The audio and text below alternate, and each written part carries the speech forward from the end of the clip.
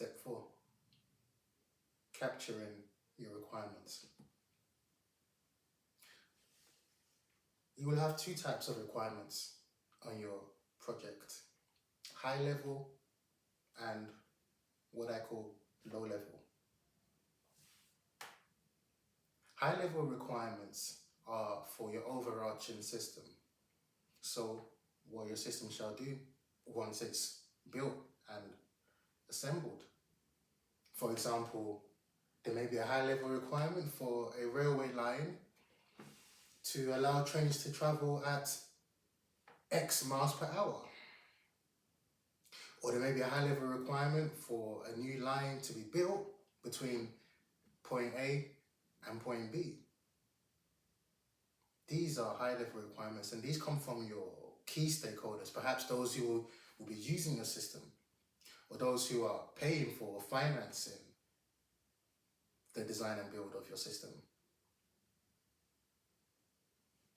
High level requirements are more visionary in nature, more all-encompassing. They may also be technical, and perhaps sometimes they will be quite detailed if your stakeholders know specifically what it is they're after. But in system design, we tend to look at options to things rather than being specific as to what needs to go into a system. We look at what works best for the whole, what is optimum. So high level requirements are more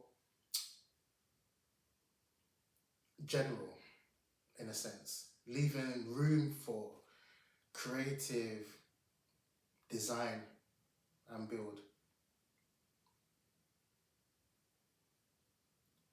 Your high level requirements lead to your what I call lower level requirements.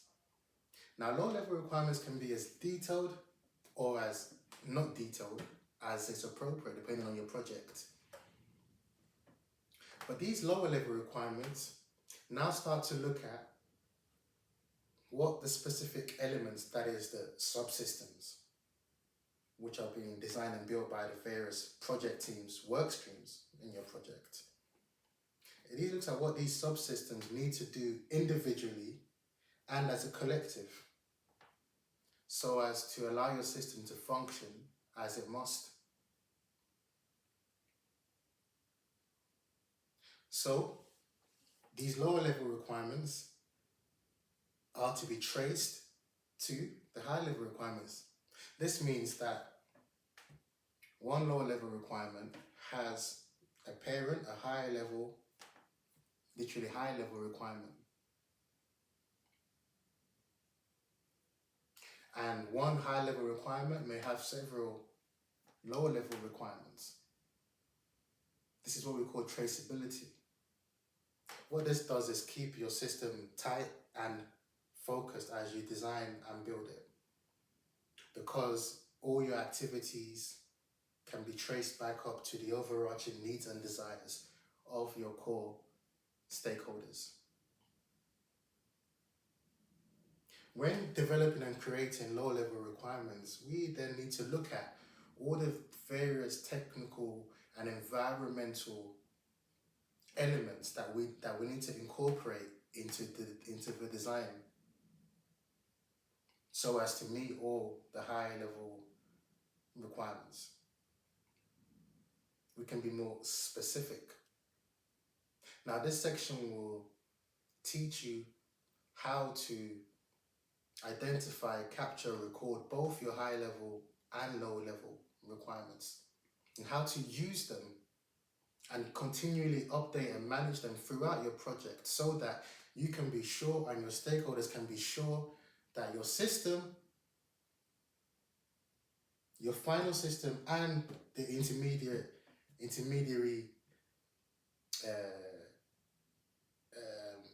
forms of your system as it's going through its life cycle are always aligned to the requirements, to the reasons for being. And if the alignment goes off,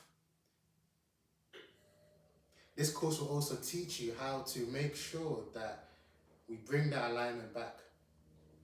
That is that regular engagement and collaboration with the stakeholders, so that we can deal with issues, in fact, anticipate them before they even grow and address them.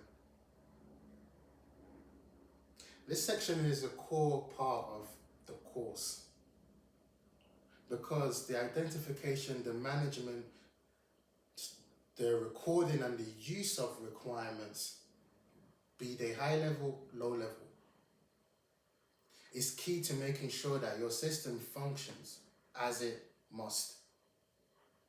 And it also will drastically enhance your project experience because it will give you a focus and a check back guide, almost providing you, in fact, certainly providing you with the scope, the outline of your project at all times.